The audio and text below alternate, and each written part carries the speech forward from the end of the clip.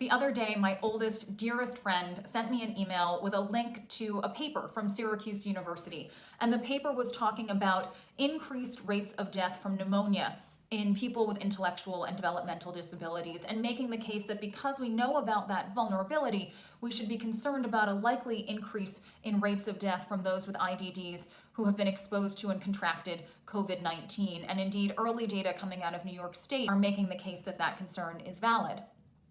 You know, my friend who sent me this paper, we've known each other for over 25 years. She is the unflappable one in our relationship. She's the one I call when I'm freaked out about something. But this paper, it definitely rattled her, and it rattled me too, because she happens to have cerebral palsy.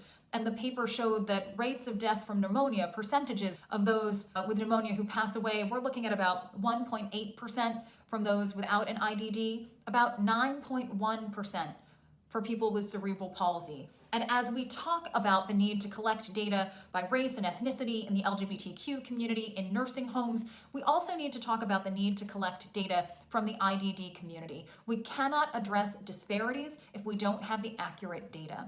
Of course, this is about more than data. We need to make sure that those in residential facilities have the ability to social distance to the greatest extent possible, and that both staff and residents have access to PPEs. We need to make sure that those with IDDs who are learning from home now have access to the curricula and the technology that they need to learn in a way that works for them.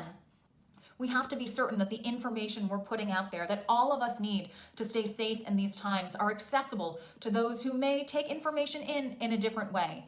And we need to make sure that those people who rely on professional assistance have the visitation exceptions that they need, and also that those staff members are being paid a living wage.